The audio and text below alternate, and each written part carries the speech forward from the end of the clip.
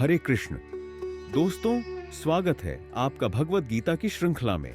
आज हम सुनेंगे 11वें अध्याय की कहानी विश्व रूप दर्शन योग। इस अध्याय में श्री कृष्ण अर्जुन को अपनी विश्व रूप सर्वव्यापी रूप दिखाते हैं। चलिए शुरू करते हैं। एक दिन अर्जुन ने श्री कृष्ण से पूछा, हे कृष्ण, मुझे आपके वास्तविक रूप को देखने की इच्छा है। क्या आप मुझे अपनी दिव्य रूप दिखा सकते हैं? श्री कृष्ण ने मुस्कुराते हुए कहा, अर्जुन, यह ब्रह्मांड मेरा ही रूप है और मैं हर चीज में विद्यमान हूं। मैं तुम्हें अपनी विश्व रूप दिखाऊंगा। श्री कृष्ण ने अर्जुन को अपनी दिव्य दृष्टि प्रदान की और उसे अपनी विश्व रूप सर्वव्यापी रूप दिखाया।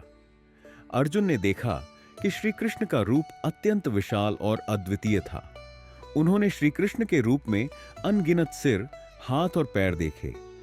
पूरे ब्रह्मांड के सभी देवता और प्राणी उनके शरीर में समाहित थे। अर्जुन ने देखा कि श्री कृष्ण के रूप में सभी दिशाएं, काल और स्थान समाहित थे। उन्होंने देखा कि श्री कृष्ण का रूप समय के चक्र के रूप में घूम रहा था और सभी प्राणी इसमें प्रवेश कर रहे थे। यह दृश्य अत्यंत भव्य और विस्मयकारी था। अर्जुन ने श्रद्धा और भक्ति से भरकर कहा, हे भगवान, आपका यह विश्व रूप अद्वितीय और असाधारण है। मैं इस दृश्य को देखकर अभिभूत हूं और मुझे अपनी अज्ञानता का अनुभव हो रहा है। श्री कृष्ण ने अर्जुन से कहा, अर्जुन, यह विश्व रूप दिखाने का उद्देश्य है कि तुम समझ सको कि मैं हर चीज में विद्यमान हूं और यह ब्रह्मांड मेरा ही रूप है।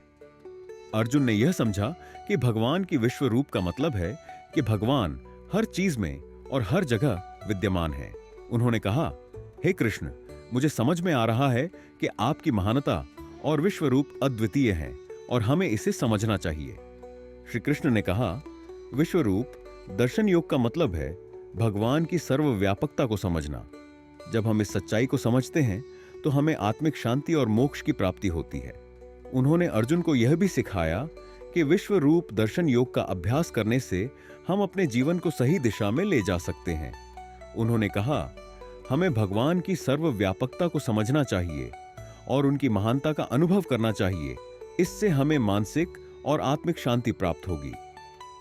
अर्जुन ने यह निर्णय लिया कि वह विश्व रूप दर्शन योग को अपनाएगा और भगवान की सर्वव्यापकता और महानता की प्राप्ति करेगा। उसने यह भी सीखा कि सच्चे विश्व रूप दर्शन योग से ही हमें मानसिक और आत्मिक शांति प्राप्त होती है। श्री कृष्ण ने अर्जुन को यह भी सिखाया कि विश्व रूप दर्शन योग का अभ्यास करने से हम अपने जीवन को सही दिशा में ले जा सकते हैं। उन्होंने कहा, हमें भगवान की सर्वव्यापकता को समझना चाहिए और उनकी महानता का अनुभव करना चाहिए। इससे हमें मानसिक और आत्मिक शांति प्राप्त होगी।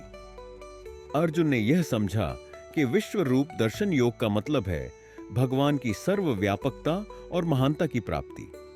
उसने यह भी जाना कि सच्चे विश्व रूप दर्शन योग से ही हमें मानसिक और आत्मिक शांति प्राप्त होती है और हम जीवन में सच्ची शांति प्राप्त कर सकते हैं।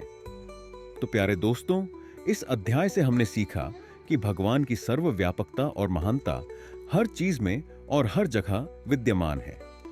अगर आपको यह वीडियो पसंद आया हो तो हमारे चैनल को सब्सक्राइब करना ना भूलें और बेल आइकन दबाएं ताकि आपको हमारे सभी नए वीडियो की जानकारी मिल सके। अगले अध्याय में हम जानेंगे भक्ति योग के बारे में, जहां श्री कृष्ण सच्ची भक्ति का महत्व बताते हैं। यह अध्याय हमें सिखाएगा कि सच्ची भक्ति का मतलब है भगवान के प्रति निस्वार्थ प्रेम और समर्पण। तो अगला वीडियो जरूर देखें। राधे राधे।